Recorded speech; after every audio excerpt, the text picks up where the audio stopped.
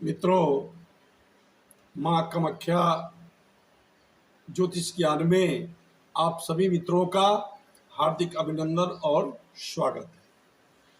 आज मैं गणेश जी की पूजा, गणेश जी की धातु की मूर्ति, लक्ष्मी जी, कुबेर भगवान, सरस्वती माता, इन देवताओं के विषय में कुछ मुख्य चर्चा करूंगा।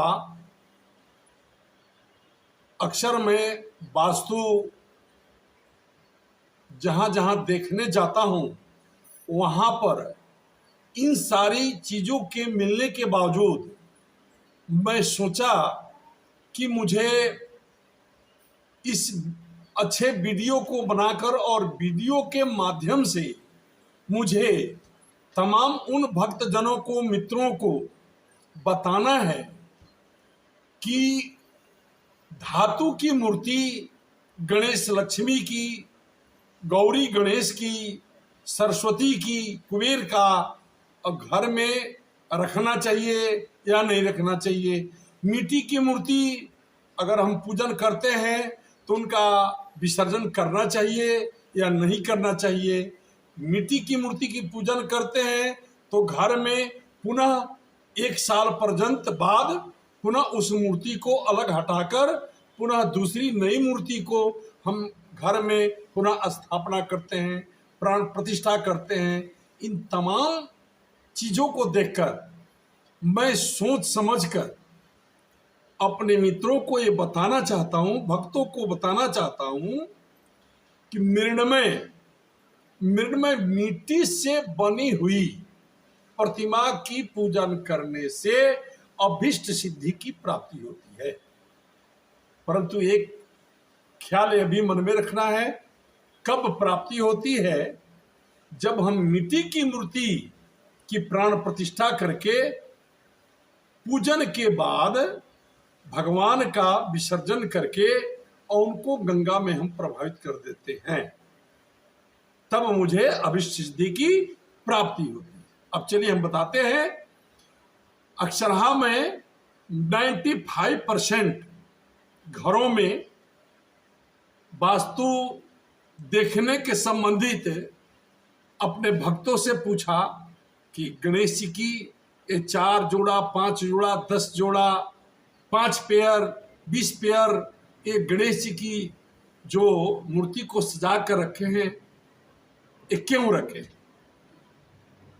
सभी भक्तों का कहना था कि कोई भी गुरुजी या पंडित जी मुझको बताए नहीं कि ऐसा रखना चाहिए या नहीं रखना चाहिए। मैं उन मित्रों से, उन भक्तों से बताना चाहता हूं कि गणेश जी, लक्ष्मी जी, सरस्वती और कुबेर, ये 4 देवता का घर से विसर्जन कभी नहीं करना चाहिए। हम लोग यज्ञ अनुष्ठान पूजन जो कराते हैं, उसमें पूजन करने के बाद जजमान को बताते हैं कि जजमान अपने मुख से बोले कि लक्ष्मी, गणेश, सरस्वती, कुबेर विहाय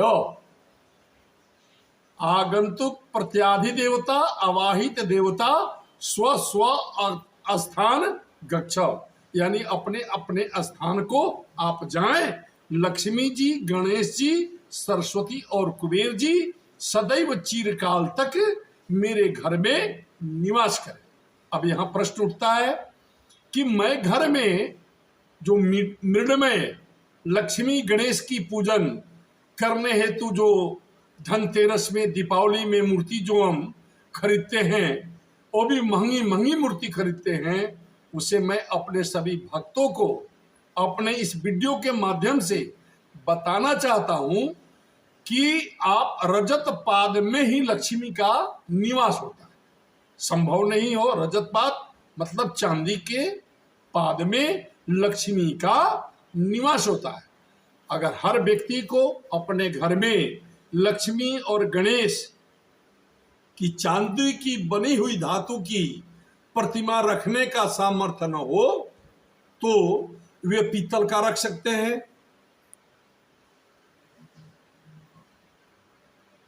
पीतल की मूर्ति में भी वे प्राण प्रतिष्ठित योग्य ब्राह्मण के द्वारा कराकर अपने घर में पूजा करें।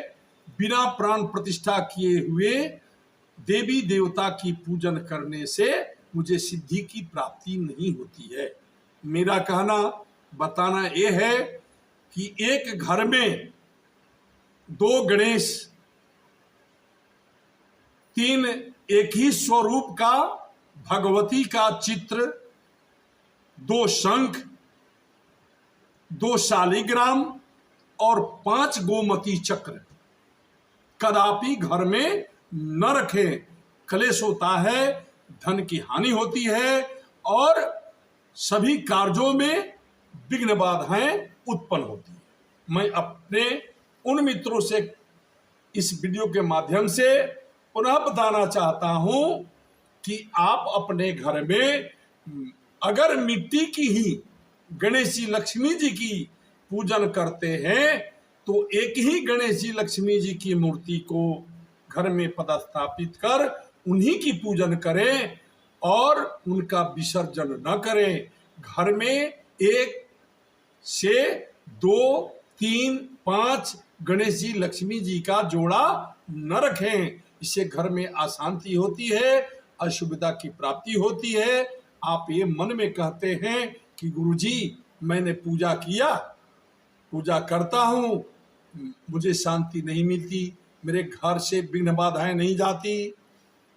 आप अगर प्रति साल लक्ष्मी और गणेश जी की मूर्ति खरीदते हैं, पूजन करते हैं, पुनः विसर्जन करते हैं तो सदैव लक्ष्मी चंचला भविष्यति। लक्ष्मी तो सदैव चंचल होती ही है, परंतु उस चंचल लक्ष्मी को आप दुगुना चंचल बना देते हैं अपने कर्म के माध्यम से। तो मैं ये बताना चाहता हूं कि लक्ष्मी गणेश जी की मूर्ति का विसर्जन कदापि न करें। अगर मेरी यह वीडियो आपके समझ में आई हो, आप समझे हो, तो लाइक और सब्सक्राइब करना न भूलें। धन्यवाद।